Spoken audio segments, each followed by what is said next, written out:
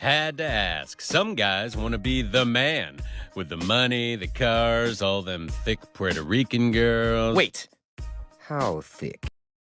I've been with FedEx for 6 years now. And it just shocks me that in 2024, I'm still being told that there are certain towns that I can't deliver in. And when I ask why, they say they're sorry that people are the way they are. Yeah, so what's the problem? I mean, it's always been that way. Right? Am I right or wrong? And you honestly should be grateful that you're getting a heads up on this. Like, as opposed to them just letting you go on out. And specifically, what would happen? What could happen? I mean, you're a woman. And granted, yes, you are a black woman. Like, if you're going to come across hostility, sweetheart, welcome to what you asked for via feminism and everything else like that. Right or wrong? You ain't have to be out here working a 40-hour work week. I mean, you could have been under a husband making your work optional. But, strong and independent, right, sis? So, I mean, honestly, I'm not really seeing a problem here. Because I've been told places, particularly upstate New York, that, man, you was over there then? Man, bro, how'd you even survive? But I can't deliver there. And it's crazy because when I first started at FedEx in 2018, and my supervisor there, I was in Springfield, Illinois, and she told me, you can't go there. And I was like, huh? She's like, you can't go there. And I ain't too much think of it. And so I was delivering one day in a different town, and I had a late pickup. So I had a few hours to spare. So I'm like, I'll just drive over to the next town. It's like 12 minutes away. I'll just go to the Walmart. You can always kill time at Walmart. I drive over to the Walmart. I walk in, and the looks I got made me immediately turn around, go back to my truck, and drive, the little 12, 13 minutes back to the town that I was in. So, I'm in Northern California, right? This is during the fires.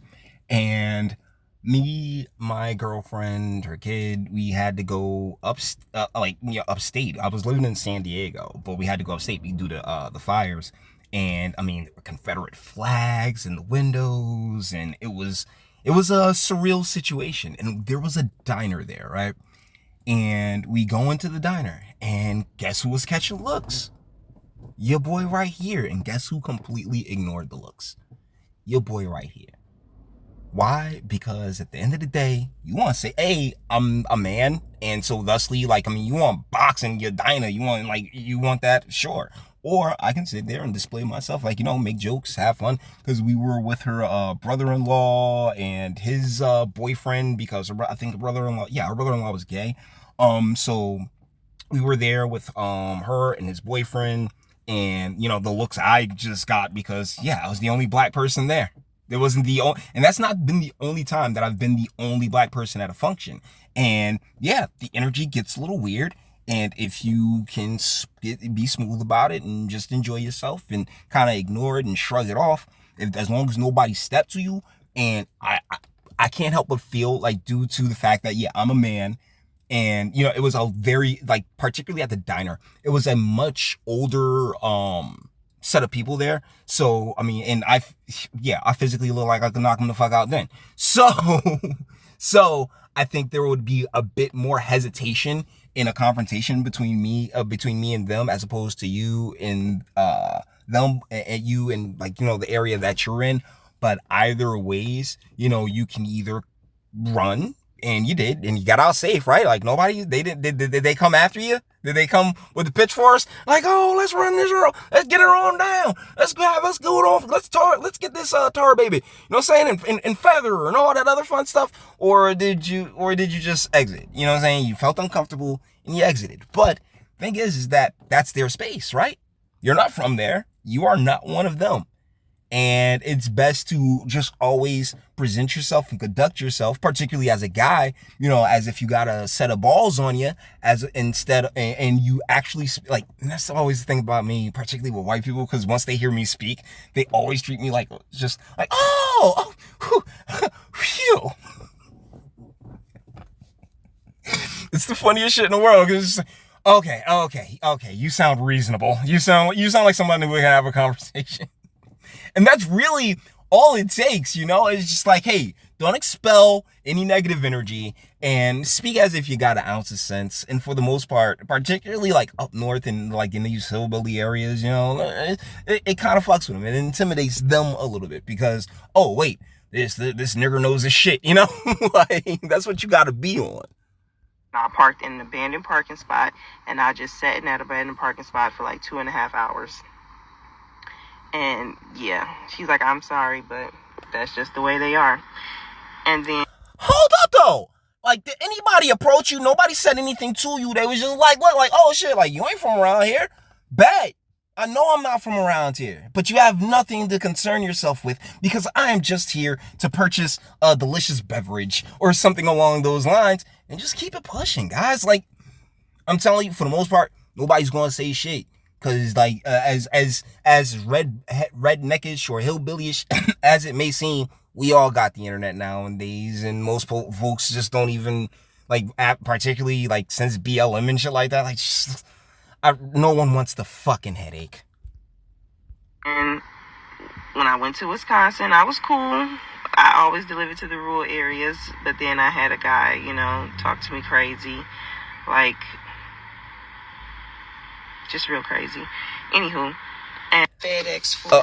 But just so we're clear, so in Wisconsin, that's a different area. That it sounds, I may be wrong, but it sounds as if that's a different area than the one where she went into this spot and she got the strange vibes and energy, you know? It's a route that I can't do because I'm black.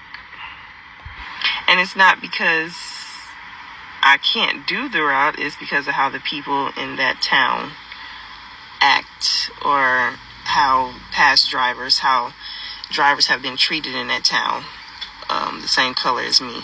So now they just stick to putting people in that town that look like those people. Problem solved. What's the problem there?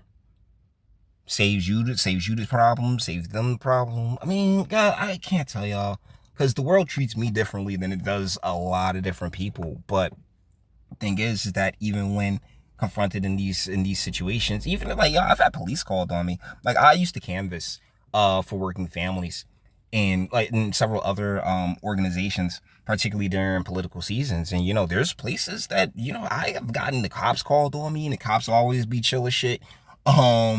You know, the other neighbors, like, or in a lot of cases, neighbors will like alert me to what's going on. And this isn't just dropping off packages. This is ringing people's doorbells and actually trying to have conversations with them, you know? So yeah, guys, like you have to be aware of your surroundings. And if FedEx finds it more optimal to send out white folks to the area, then shit, let them send the white folks out to the area. And like, does your paycheck change? You still clock your 40? What's the problem? What's the problem? Like, why are you surprised by this? Why are you shocked by this? Like, you must have been born after 2000, you know? Like I can't tell what her age is, you know, black don't crack and everything else like that. But, and plus, like, you know, like, it's just kind of hard to tell her age.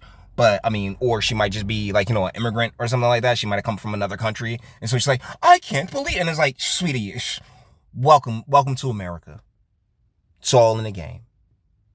But hey, I may be tripping. If I'm tripping, by all means, let me know. That's what my comment section's for. All right, guys? Till the next one.